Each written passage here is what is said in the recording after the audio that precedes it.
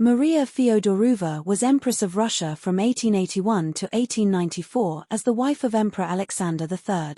She was also the mother of Nicholas II, the last Russian emperor. Was born as Princess Dagmar on November 26, 1847 in Copenhagen, Denmark to Christian IX Schleswig-Holstein-Sonderburg-Glucksburg and Louise of Hesse-Kassel. A family of modest means, the Glucksburg, as they were commonly known, raised their numerous progeny in an unostentatious, pious, yet carefree environment. Not one person would have imagined that the Glucksburg children would rule in Denmark, Greece, and Norway. The family also provided royal consorts for the thrones of Russia, Great Britain, Hanover, Romania, and Spain. In fact, their progeny would extend its influence throughout the European continent, giving Prince Christian and his wife the title of grandparents of Europe.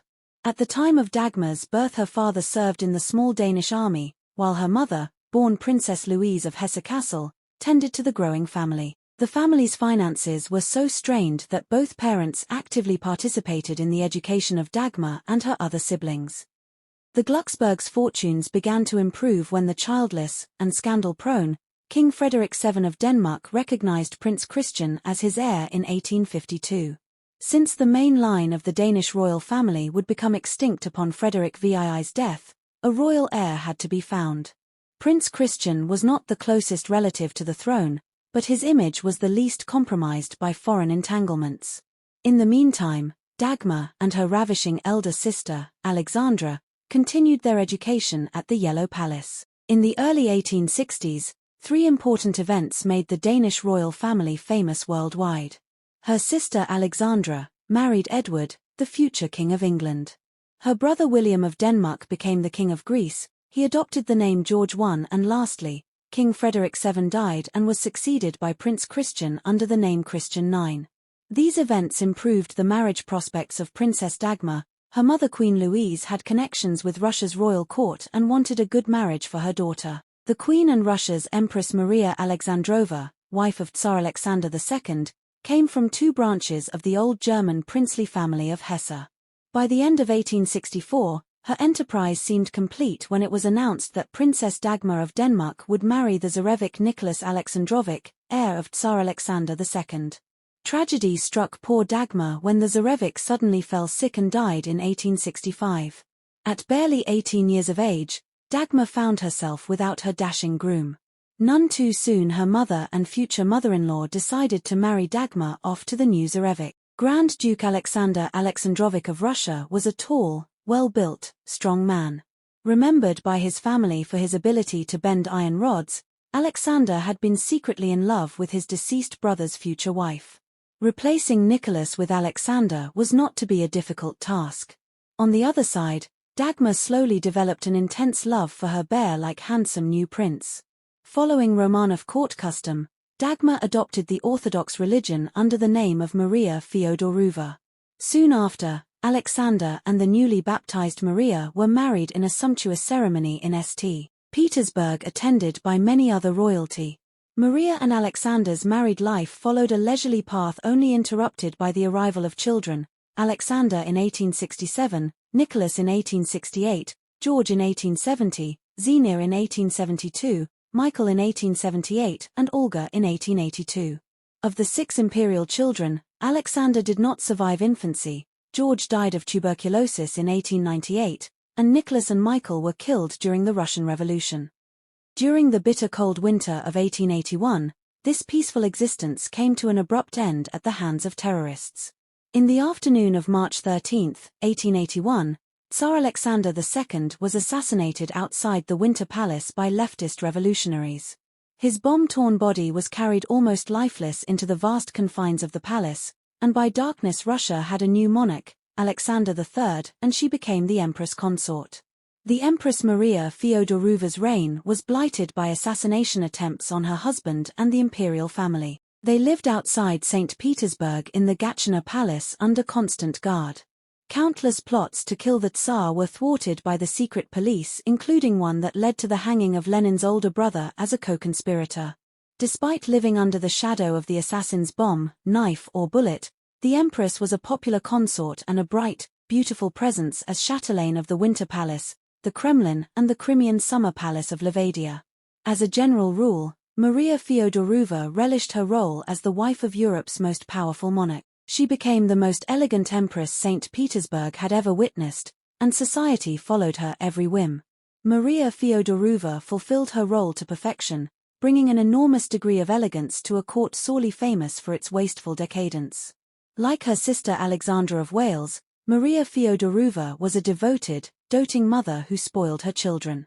She refused to let her 5 surviving children to grow, particularly her eldest son, the future Nicholas II. Consequently, the imperial children were completely unprepared for the role history had in store for them. Tsarevich Nicholas was most unsuited for the role of Tsar of Russia, a reality expressed by Nicholas himself soon after his father's death when he lamented what is going to happen to Russia. I am not prepared that I know nothing of the business of ruling. When Tsarevich Nicholas Alexandrovich asked his parents for permission to marry Princess Alex of Hesse and by Rhine, Maria Feodorovna opposed her son's wishes. She feared that the arrival of this German princess, who was a granddaughter of Queen Victoria, was going to diminish her influence with Nicholas, and even displace her from her son's adoring heart. Nicholas nonetheless insisted on his choice. Physically exhausted, and fearing that their opposition to Alex would estrange them from Nicholas, Alexander and Maria Feodorovna were forced to relent. The fact that Tsar Alexander III was at death's door played no small role in Maria Feodorovna's decision. Alexander III's reign came to an abrupt end on November 1, 1894. The Tsar had been suffering from nephritis and his massive body was unable to fight off the disease. Transported to the Black Sea Imperial Palace at Livadia, Alexander lingered for weeks while clinging to the last shreds of his once bear-like frame. It was at Livadia that Alexander's reign ended and Nicholas began. She was the empress for 13 years until her husband's death in 1894. After his death, she became Empress Dowager as her eldest son Nicholas II became emperor. Maria was the Empress Dowager from 1894 until the fall of the Russian Empire during the Russian Revolution in 1917. Shortly before Alexander III's death, Princess Alex had hurriedly traveled to Livadia to be near her future husband and in-laws. Alex converted to the Orthodox religion and adopted the name Alexandra Feodorovna. The couple married on November 26, 1894, in St. Petersburg. The imperial court was still in mourning for the death of Tsar Alexander III. It was not an auspicious beginning for the new reign. Alexandra Feodorovna came from the minor German court at Darmstadt. Her mother, Princess Alice of Great Britain, had died in 1878 when Alexandra Feodorovna was but 6 years of age. Consequently, Alexandra Feodorovna was raised under the supervision and strict guidance of her grandmother, Queen Victoria. Needless to say, poor Alexandra was not well suited to fill the role left empty by her dashingly glamorous mother-in-law. Nor was Maria Feodorovna willing to abandon her position as the glittering doyenne of St. Petersburg society. Her coldness toward Alexandra contributed to the latter's further alienation from the Russian imperial court. Alexandra, who did not have an ounce of frivolity in her character, was only too happy to allow her husband's mother the space Maria Feodorovna's imposing figure demanded. While the Dowager Empress, as Maria Feodorovna was known after her husband's death, ruled St. Petersburg, Empress Alexandra dedicated all her time to securing her husband's complete love, trust, and devotion. This interdependence between Nicholas and Alexandra would alienate them from the imperial family and doom their reign as Russian monarchs. The rift between the imperial couple and the imperial family contributed to the rising instability within Russia.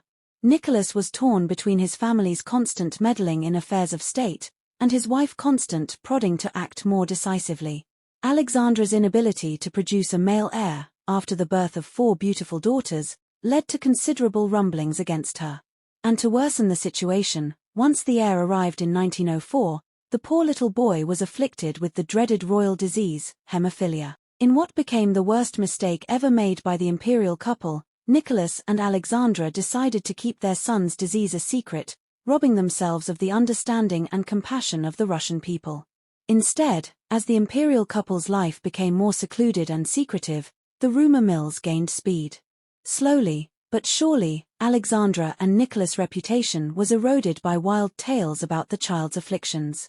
Further erosion of Nicholas and Alexandra's prestige came about with the arrival of the mysterious monk commonly known as Rasputin. Grigory Efimovich, a Russian peasant, claimed to hold mystical powers capable of curing every illness. Alexandra, counseled by the mysticism-prone Grand Duchesses Militsa and Anastasia, daughters of King Nicholas of Montenegro, allowed Rasputin entry into the imperial apartments. Mystical or not though, Rasputin's presence transported the young Tsarevic Alexis into a stupor which would stop his profuse bleedings. As she suffered to keep her son alive, Alexandra fell under the spell of the pernicious monk. Unfortunately for Alexandra, Nicholas, and their children, and due to the secretive nature of the Alexis illness, Russia was never allowed to understand Rasputin's soothing role. Gossip mongers at court spread all sorts of rumors alleging serious sexual improprieties between Alexandra, her daughters, and Rasputin.